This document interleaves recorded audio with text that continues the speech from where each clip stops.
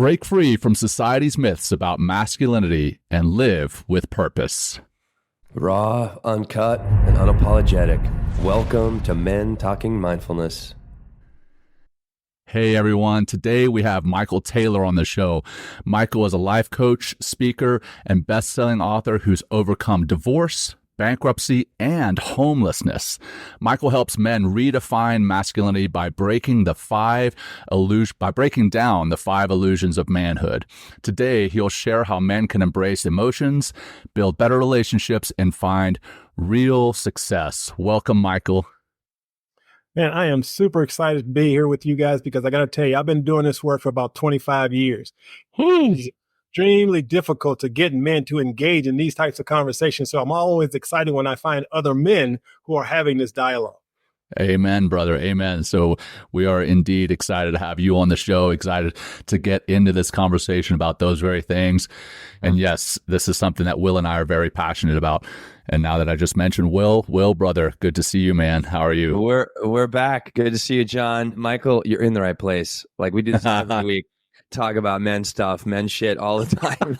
Trying to break down, you know what I mean? And it's like men are good people. Okay, I think it's just what we should say all the time. Like men are good people. Anyway, we'll get into that a little bit later. But hey, just a couple of announcements. Dive into Men Talking Mindfulness by hitting up our website, mentalkingmindfulness.com, or simply text 3377. Simply text MTM to the number 33777. And what you'll find out is we have something coming up. We're launching in November the Men Talking Mindfulness Social Fitness Club. It's a way for us to connect as a community, talk about our latest episodes, and raise more mindfulness and more emotional intelligence. So be on the lookout for that. And, hey, we're going to do our just one breath grounding practice. So you can do this wherever you are. We're just going to take one big breath to remind us that our breath really makes a big difference in how we're showing up, or can make a difference in how we're showing up. So sit up tall, maybe close those eyes. If you're driving, I suggest not closing your breath. Okay. We'll just start with a nice little exhale out your mouth.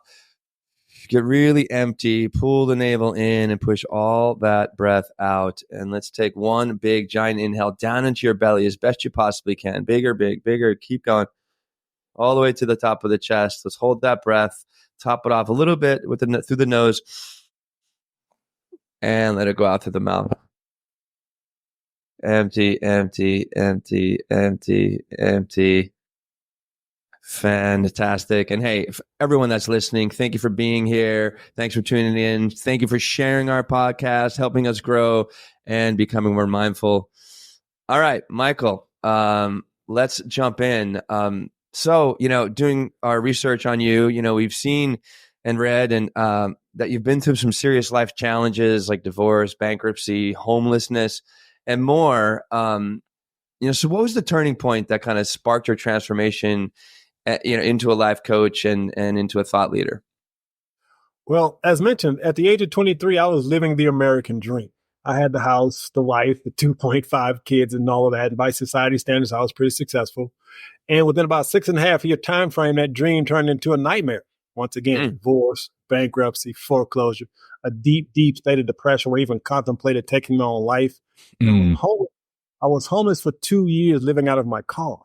Wow. And during those dark periods of my life, I asked myself a simple question. What does it mean to be a man? Because I had done everything I thought a man was supposed to do to be happy, and I was absolutely miserable. And I couldn't. You're fucking homeless. Like, yeah.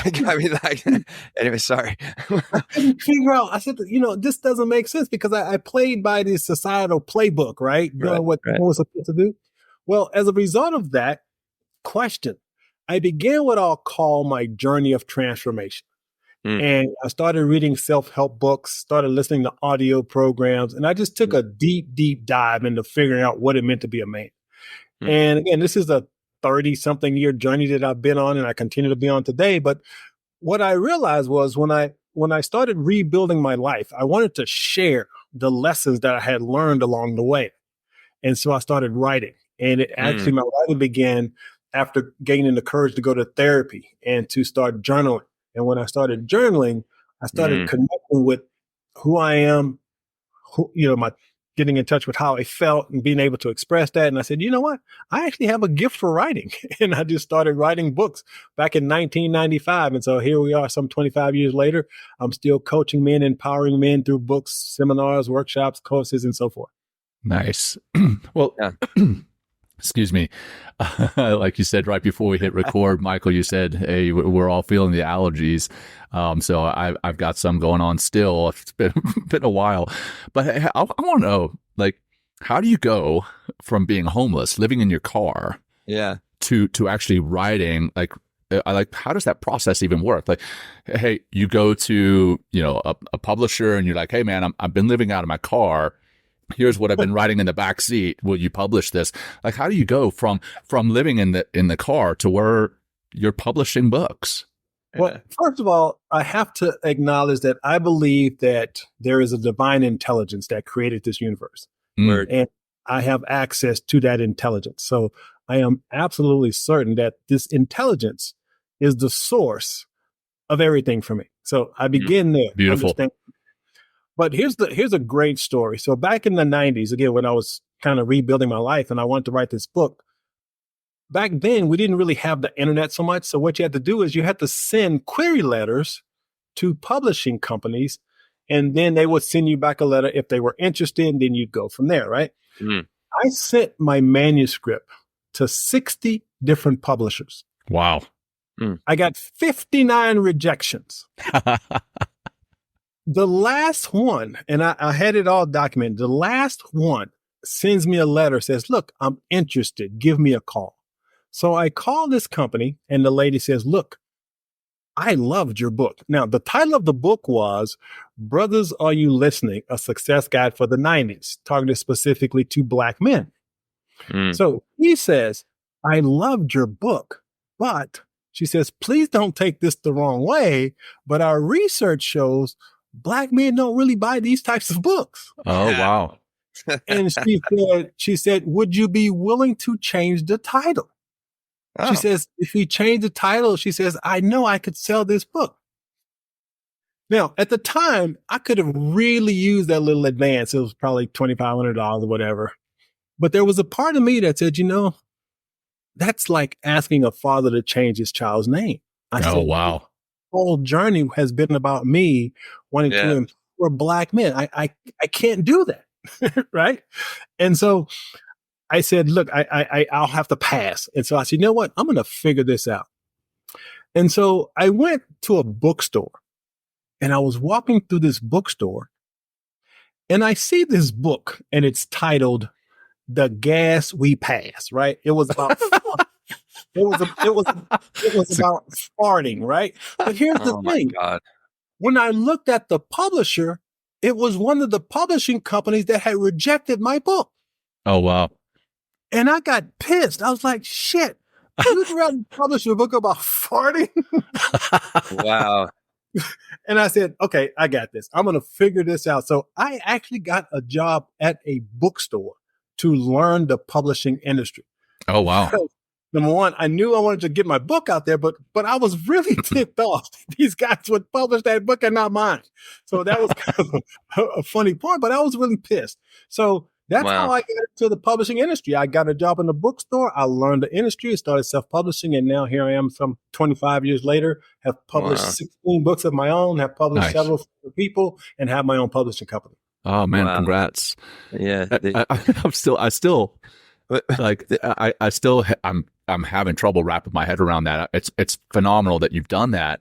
But also, like, I can understand, please don't take this the wrong way, Michael, but I can almost understand, the publishing companies, you're writing this book about success as you're homeless in the back of your car.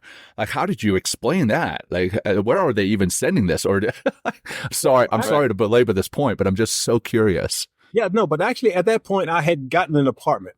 Okay. I was actually living in an apartment. And interesting thing, in the apartment, the only thing I had was an air mattress. That's the way, man. I've done that. All the communication I was doing was I'd go to the library, and that's how I contacted these, found out. Wow. Good for you. Good for you, man. That's resilience right there. Like getting knocked down and getting back up and finding, like clawing your way back to where you are today. That's awesome. Well, congratulations. Yeah. The gift of adversity, right? For sure. Oh, that's right. And I bet that book, The Ford, was written by Howard Stern. The Gas We Pass. I'm just kidding. Remember Howard Stern? Fucking man? Like, that's anyway, right. He's hilarious. Yeah. But let's go. So let's dive into some of the men's work. So, why? And please tell us, like, hopefully, because I'm wondering myself all the time, like, why are men getting so beat up these days, and why are we being blamed for so many problems? Well, first of all, let me say this: I am an optimist. Matter of fact, my tagline says, "I am an irrepressible optimist with a passion for the impossible." Okay, there you go. Nice. So, for me, the lens through which I see it. There's a woman named Barbara Marx Hubbard who wrote an amazing book called Conscious Evolution. And in the book, she theorizes that human beings are still evolving. Now, I personally believe that's true. And when it comes to men and masculinity, we live in a society that focuses so much on negativity and sensationalism and that those types of things. Their primary driver is negativity. But despite what we're seeing in the media, I believe men are actually waking up. And I believe men are at a point where they're going, you know what? The old ways of being and relating as men no longer work. Now, a lot of that is being driven by women. So a lot of people don't realize that in this country's history, for the first time, there are more women in the workforce than men. There are more women graduating from college than men. If you look at politics, you look at education, women are just killing it, right? Well, a lot of men see that as a threat because they're like, where do we fit in? So I believe what's happening is it's simply a changing of roles. And the roles of manhood and masculinity are changing dramatically. So, for example, I remember when I first started writing, I went to the bookstore, and this, again, is in the early 90s. And there were very few books about manhood and masculinity. I bet there are very, very few, if any, man. I'm surprised you found any. There was Iron John. You guys remember Iron John? I don't. Iron John was one of the first that kind of started the men's movement by a guy named Robert Bly. There was another book called Fire in the Belly by a guy named Sam Keene, which is an introduction to men's work. But now, if you look at online and go to the bookstore, now there's a gazillion resources for men. So to your point, despite what mainstream media is showing, I'm extremely optimistic because men don't have a choice. We have to evolve. We have to change. And having these types of conversations can support us in that change. Mm-hmm. Yeah. Well, what about getting beat up? Like, what are we getting beat up for? Like, what are we getting blamed for? Like, why are we, honestly, I'm going to sound frustrated. Like, why are we the fucking problem?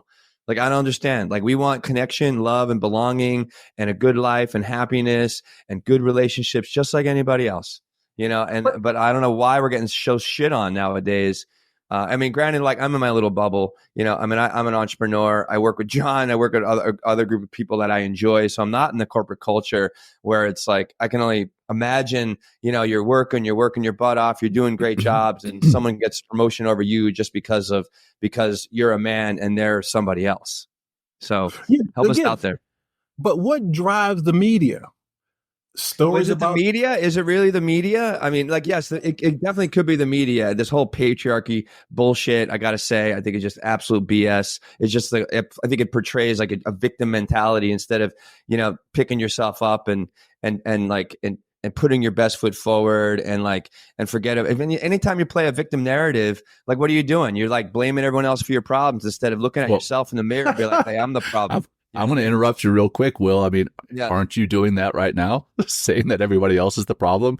I mean, like... Well, I mean, I'm sticking up for men right now. You know what I mean? We're having a conversation about... I love you, brother. I know. I'm with you. I know I'm getting frustrated. I'm getting emotional. Now I'm getting reactive. You know what I mean? Plus, I didn't sleep well last night, so I'm a little, cranky. But help me out here, Michael. I think I need a little bit of your wisdom. But again, think about it. So what makes headlines, right?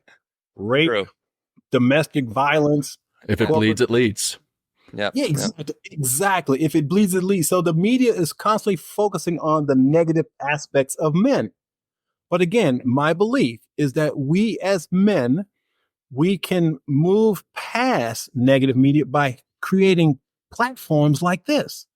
Because it's platforms like this that can give men the tools to begin looking at themselves differently. Because if you pay attention to CNN and Fox News, what are you going to see? Right.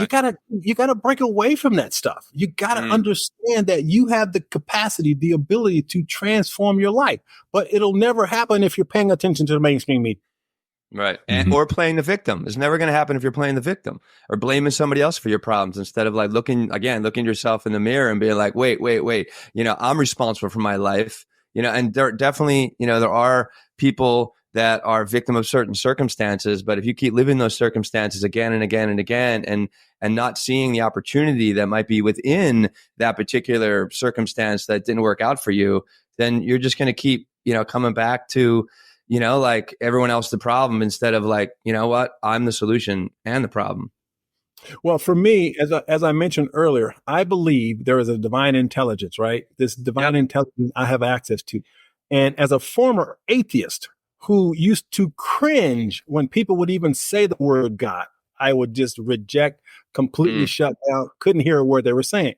But I have come to know that through my mindfulness practice, through connecting with that higher source, divine intelligence, it is what has given me the courage to go past what society says. And as a man who happens to be Black, do you think it's difficult as a white dude? Well played. Yeah. I get pushback from Black folks because I'm an optimist. Right. Wow. There you go. You don't understand racism. You know, and I'm like, seriously? And you talk about responsibility, right? It's about really being responsible. And for me, again, it begins with me and my connection to something greater than myself and being willing to trust my own mind and heart to guide me and not the media. Nice. Excellent. Well, I talked about those 5 illusions of manhood at the beginning. Can you walk us through what these illusions are and then kind of, if you would, explain how they shape society's expectations of men? Absolutely. So again, after asking myself that simple question, what does it mean to be a man? I started doing my own personal research about manhood and masculinity. And I came up with these 5 illusions. And what I've discovered is these 5 illusions are basically the groundwork for most pain and suffering in a man's life. Because when we're trapped in these illusions, we will never fully grasp who we truly are as human beings, and we'll be blindsided by all this societal and cultural conditioning. So illusion number 1, and this is the most destructive one, is to be a man, you must be non-emotional and disconnected. Yeah. We live in a culture, a society that says feelings are for women. Men aren't supposed to express emotion. Men aren't supposed to feel. So the only permission we have to express the feeling is anger. Right. If a man's anger, he's just a man. Yeah, but we've talked about that on the show before. That's the only acceptable behavior of men is anger. Everything else has to be stoic, or hey, you just do it behind closed doors if you do it at all. So I love that. Sorry to interrupt you. No. So for a man to say, you know what, I'm really scared right now. I'm scared. And I remember when I was going through my divorce, I didn't have that support system to say, I'm terrified of what's going to happen to my kids. And so being willing to express the sadness, of going through a divorce and losing everything. I remember sitting down one night after losing my kids. And I just broke down, and it was just almost unbearable because I loved my kids so much, but I didn't have, number one, I wasn't open and honest enough to even share this with anybody. First of all, right. I was in my little bubble, just crying my eyes out, trying to figure out how to fix everything. But I didn't know the importance of having a support system to talk about some of these things.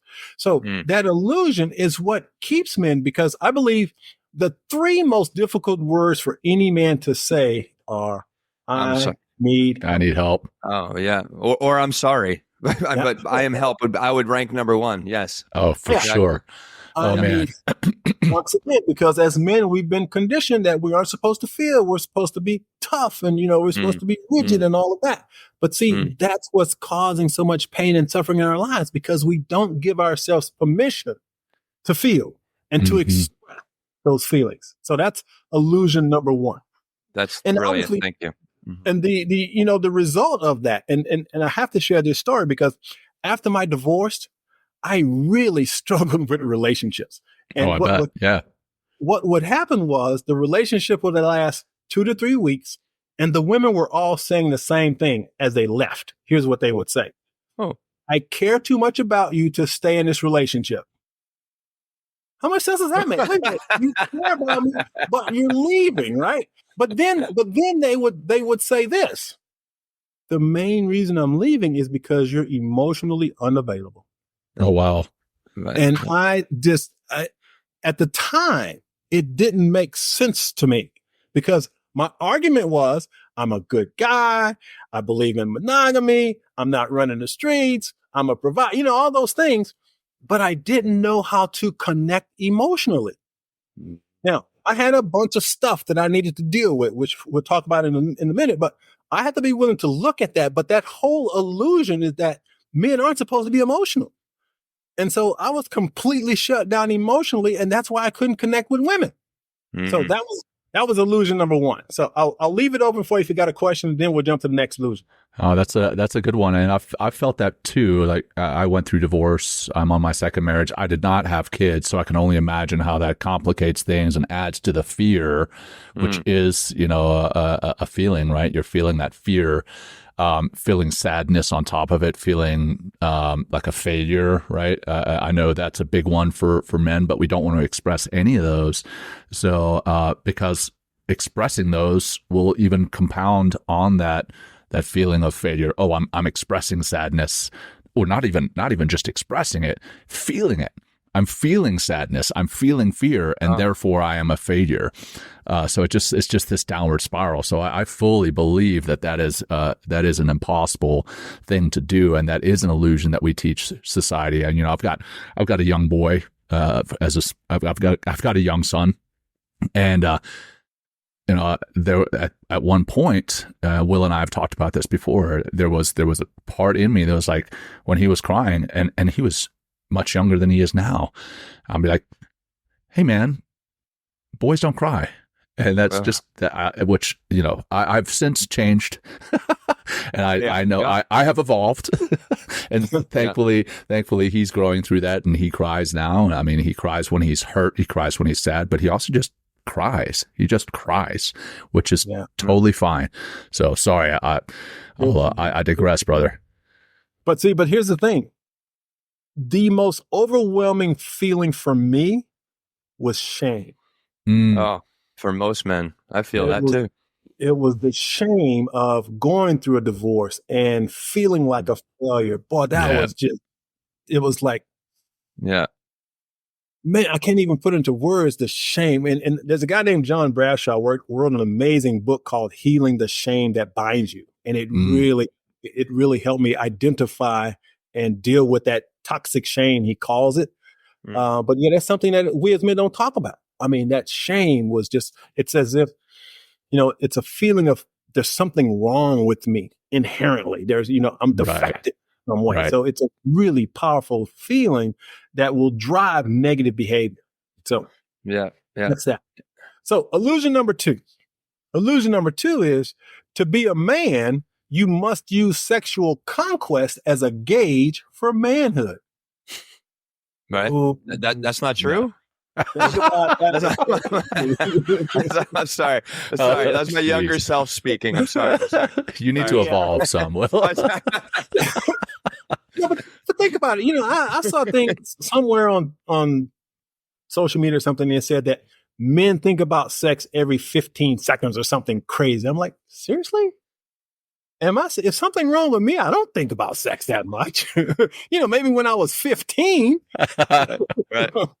But there's this illusion in our society and culture that as men, our job is to sleep with as many women as possible. Right. And we run around trying to get these notches on our belts, to bragging prove about our manhood and masculinity. Yeah. And we got to change that. And so it is that illusion that also drives things like rape, right? Because these men are trying to validate themselves through sex. Because number one, they feel so bad about themselves. It's really more about power and control. And for them, they're like saying, okay, well, I'm a man, so I'll go out and have sex with somebody. So if she won't give it to me, I'm going to take it. Well, It's driven by that illusion. It's also objectifies women too, so they don't become a person anymore. They just become an object of desire. Right. And that's where, I mean, and I'll say, and I'll eat some of my words earlier. Like that is a fucking problem for men, I mean, and, so we could be beat up for that. But I mean, I think there's a lot of objectification out there. It's not just men. I know that, I mean, for sure. I mean, I live in New York City. There's fucking millions of people here. Like there's a lot of objectification going on both sides. But thank you for number two. Mike. And also what's driving that is, you guys familiar with pickup culture, right? I read the game. Yeah, these young kids are sitting out there trying to teach young men how to just have sex with women, right? And of course, with social media and Tinder and all these different apps, and these guys are sitting here trying to just have sex, and they wonder why they're so miserable. They wonder why they're so unhappy, because they're trying to. Exactly. Empty is a great word. I can't help but think of this one guy. So, Michael, I'm a retired Navy SEAL, and in training, there was a guy named Dan. Let me see if I get this right. Dan Bilzerian. And if you ever look this guy up on Instagram, he has like 35 million followers. He got kicked out of training because he was a complete dirtbag. And I hope that he hears this, because I do feel that he's a complete dirtbag. But his Instagram is nothing but him and all these scantily clad women surrounding him. And I feel bad for the young men who get on Instagram and see that and think that that is a way of living. Because I can guarantee you that guy, Dan Bilzerian, is empty. He has no depth to him. He has no sense of fulfillment, because that's all he's doing is he's trying to prove himself. He's trying to prove to others that he's this conqueror, that he's this dominating human being. But I think he's also trying to hide some deep insecurities. Sorry, I'm getting on a serious soapbox, with anti-Dan Bilzerian soapbox. But hey, if you're right now. Oh my gosh, it's disgusting. It's disgusting. And if you're listening to this and you're watching it, check out Dan Bilzerian, and you'll see what I'm talking about. I mean, he's famous for taking this young lady nude and grabbing her by the crotch and throwing her off of a building into a pool. That's one of the, So anyway, I digress. But yes, I can definitely see that. I mean, I thought that at one point was, hey, I have to sleep with as many girls as I can. And now there's, complete transparency. There's many times I wish I hadn't done that. Many times I wish I hadn't done those particular instances or been a part of that. Right. So, I feel that next illusion for sure. Yeah. And we all get trapped in them, Well, I mean, I was one of those guys. Yeah. I mean, I think as younger men, we don't have guidance. We're also raised in a way that we're cut off from our emotions, and one of the ways that we rise in the pecking order, right, is through sexual conquest, so therefore sexual conquest and objectifying women is part of the masculine culture at that point in our lives, plus we're jacked up on testosterone, and we also want to be, this is a way, sadly, and it's not a great way, but it is a way that we connect with other men, mm-hmm. and it's a weak connection, but it definitely is some sort of connection. I mean, I've been there. I mean, my God, I went, through college, through my 20s, like, through my 30s. And it was like, plus, it goes very well with how, the drinking culture that we're a part of, and party culture that a lot of us are part of. And like, it's all about sex, and, and women do this too. I mean, women look up for conquesting sexually as well. But like, we really, take it on the chin once again. So I'm eating my words, once again, I'm digressing. I'm digressing, but guys, I would say that, if women do it, I think for the most part, they hide it, and or if they do it, they are looked upon as loose, as sluts, as everything else. Whereas men are like, "Oh, good job, congratulations, conqueror, high fives." Yeah. So there's definitely a double standard there. But I want to move on from this illusion to the next three, just based on time. But so we've talked about, the fact that we can't have emotions as men, and sexual conquest kind of defines us as men. So those are two of the 5 illusions. What are the other 3? Number 3, to be a man, you must have money and material possessions. Now, here's the thing. Absolutely nothing wrong with making money. I like money. Don't hear that at all. But unfortunately, what happens is, as men, we hide behind our stuff. Oof, yeah. So if you look at mainstream media and you see successful, what do you see? You see cars, you see houses, vacations, stuff, right? Ladies. Yeah. And so as men, what we think is that if I just have enough money, I'll validate myself as a man. Right. But you got tons of men that's got millions of dollars, as the guy you probably mentioned earlier, got all the money, but are absolutely miserable. So the problem is we hide behind our stuff. For example, I don't know if you guys saw this. It was going on social media. This woman refused to go on a date with a guy because he wanted to take a cheesecake factory. Did you guys? Yes, I did see that. Yeah. Wait, I'm sorry, that he wouldn't go? That he wouldn't that he was going to. That's where he was.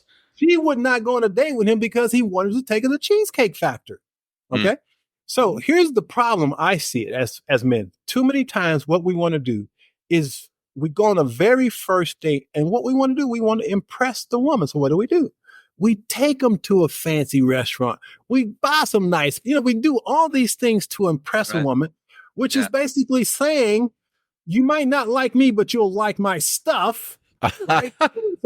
We hide behind our stuff, right? In our material possession. So what I'm suggesting for men is you can get to a place where you are so comfortable in your own skin, you don't need stuff to know that you are lovable. Yeah. You don't need anything outside of yourself to be lovable.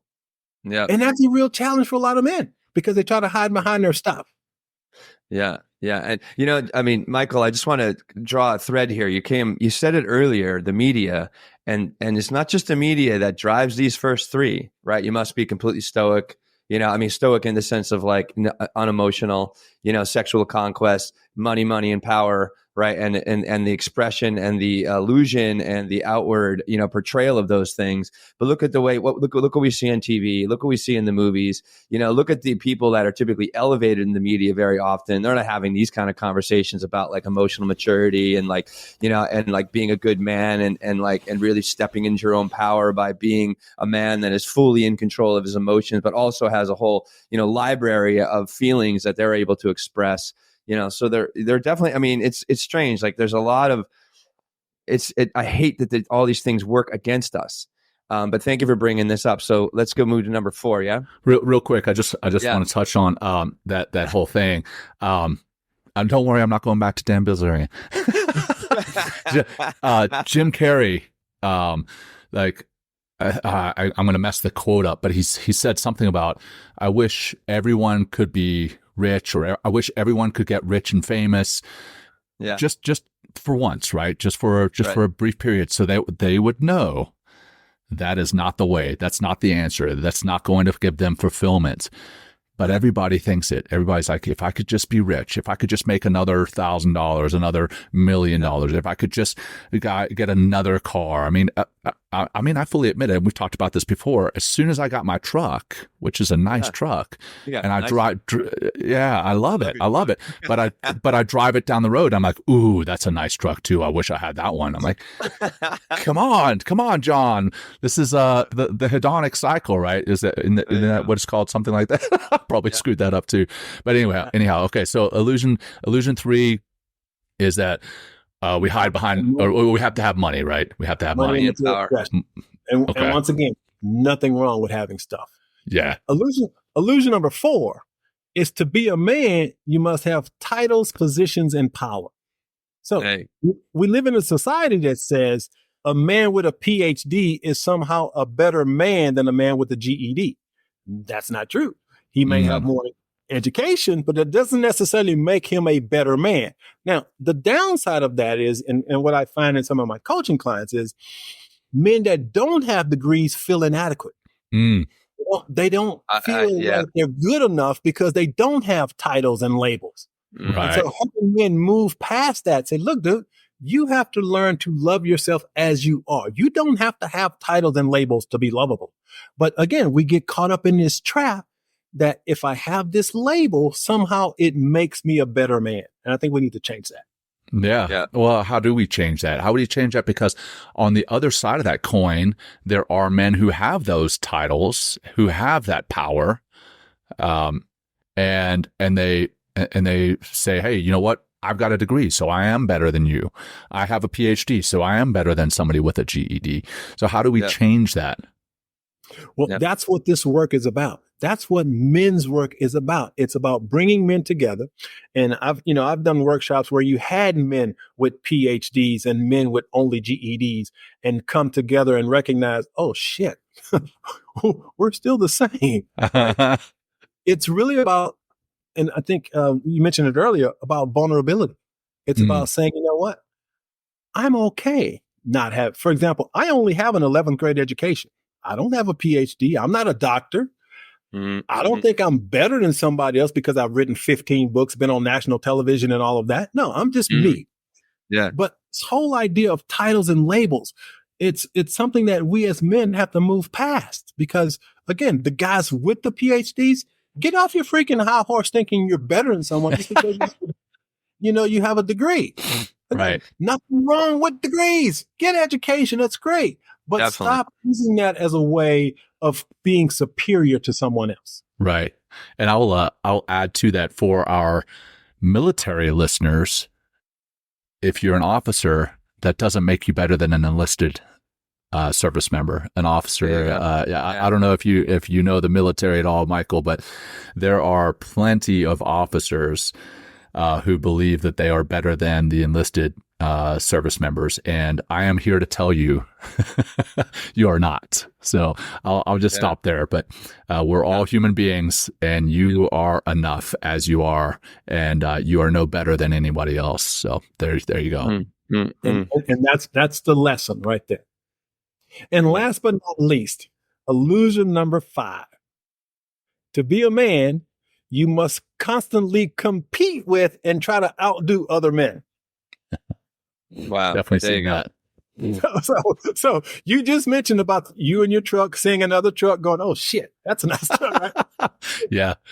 So we have this idea, and it's an unwritten rule that as men, we're always trying to one up each other. Here's a perfect example, right? So I worked in this hardware store. This guy comes in, wants to buy a grill, really expensive grill. So I sell this guy a grill. It's got all these gadgets, right?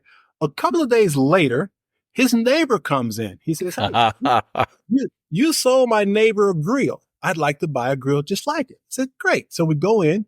I show him. I explain all the function. He says, now, I need my grill to have something his grill doesn't have. Wow. And so I sold him some little feature, and he says, I'm not going to use that, right? I just want my grill to be better than his grill. And that's a perfect metaphor for what we do as men. We're always trying to one up each other and compete against each other. I say, stop it. It's time for cooperation now. It's time to say, you know what? You got yours, fine. I'm okay with that. But don't try to, one up me by saying, you're better than because you have more stuff. And that again comes down to insecurity. I me's all comes down to like it's a form of measuring contest, right? It's also trying to find meaning from without and getting external validation to validate who I am as a person, right? Instead of activating from within. Much harder to do, right? And but when you do, it's like it doesn't. You just don't compete as much. It's definitely I mean, I'm a definitely programmed in the society from a young age. So now I'm like deprogramming in my later life, because it just, I mean, it's just what I want to do, because I want to get away from those shame cycles. I don't want to get away from the external validation. I want to get away from that pecking order. I want to get away out of that, conquest. I want to get away from the competition and just realize, like, hey, we're all men having our own kind of experiences, also having our own similar experiences. And when I can really, stand who I unapologetically be who I am, stand in front of a group of people, and not give a fuck what they're kind of like, thinking or doing whatever, but just really be with them, not from, the outside, you know what I mean? Like, oh, look at my watch or my shoes or my car, or like, look what I've done, look how many women I've slept with or something like that. But just be there heart to heart, right? And man to man, from the heartfelt man, things really start to change. And a lot of what I've seen, when you step into a situation like that, people begin to disarm. They stop competing with you. They stop talking about their sexual conquests. And then what happens? They begin to open up when they see that you're available and you're disarming them. And maybe they'll actually start opening up and to maybe the help that they might need. I mean, it's all there, but instead of it being about the mind and the programming of the mind and just kind of continually reliving generation after generation, right, of just those myths that and illusions that you've been talking about, Michael, like we can work from the inside out. That's why Jon and I do this work. That's how we have the meditation courses. That's why we're continually being students of this work, because of how incredibly empowering it is, not just for us, but for everyone we come in contact with. It makes a huge difference. Yeah, because ultimately it really boils down to one thing for men. Yeah. And for those who are watching, I'm going to give you the secret sauce. Yeah. Here's the secret sauce. Self-love. Oh, yeah. Yeah. Thank you, brother. When we get to a place where we know who we are, we've done our inner work, heal those wounds, move past traumas and all of that, and get to a place where I can say, I love me just for who I am, not for what I have, not for what I can do. And I can stand in front of a group completely vulnerable. This is just me. Love me or leave me. Boom. That's where joy comes from. Love it. And I tell you what, I don't know if I can think of a better place to end the show right there. I mean, that is it's super empowering. I will ask you one more question, and then I think we'll wrap it up. But those 5 illusions, incredibly powerful. Thank you for sharing those. And I know that in this day and age, we talked about evolving men, but there's something also that's kind of keeping us from evolving, and that's social media, right? We look on social media and we see all the people with the money and the cars and the houses and the women. And I'm going to talk to our men who are listening and our young children, young boys who are listening. For you, those of you who are fathers, we have to teach these lessons that this is not what makes you a happy man. What makes you a happy man is exactly what Michael just said. That's self-love. Beautiful place to wrap it up. But I do have one more question for you. You talked about therapy. You've talked about practicing mindfulness. How does therapy help men, and how do we get past that? Oh, therapy is for the weak, right? Yeah. And then how has practicing mindfulness helped you? Well, first and foremost, therapy literally saved my life. Thank you. Because I had gotten to a point where it was either get help or die. Wow. I gained the courage to go to therapy. Now, fortunately, I didn't drink alcohol or do drugs, or I would have been dead a long time ago. But my kids were the reason I gained the courage to go to therapy. Because when I was contemplating taking my own life, I thought what it would do to my kids if I did that. Oh, I can't even imagine. Yeah. And it just broke my heart to even think of the pain they would have felt losing their dad, because my kids and I are very close.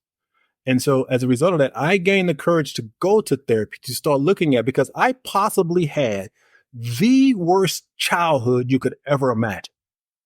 Every imaginable type of abuse I experienced between the ages of 7 and 13. It was awful. And so I had to be willing to unpack that trauma.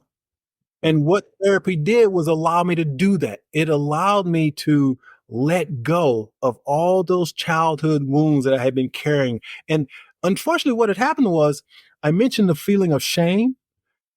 it was that feeling of toxic shame that had actually driven my success. Because for me, it was my way of saying, look at me, I'm successful. Look, see what I've done. I've done this, and so I had this image that I put out there, right? Right. Successful manager, whatever. But it was covering up all the pain. And it wasn't until I went to therapy. It wasn't until I went to therapy that I released that pain, let that go, and got to that place of self-love. Yeah. Beautiful. And the second best thing that I've done after therapy is learn to meditate. Oh my God. This is not a commercial. We did not ask Michael to say this. Thank you, Michael, for saying that. Yeah. Because here's the thing. This is how Michael Taylor sees it. Meditation is the practice and mindfulness is the result. So when I meditate, I become mindful. And in becoming mindful, I become aware of what I'm thinking, how I'm feeling in the moment. And again, it has saved and changed my life because I used to think so much. I'd get these thinking headaches because I couldn't shut my mind off. So learning to meditate for me, again, after therapy, the second most powerful thing I've done. I love it, man. Amazing. Beautiful. Amazing. Yeah. I just want to say one thing. You talked about shame, and what is shame is the power behind those five illusions we talked about. 100%.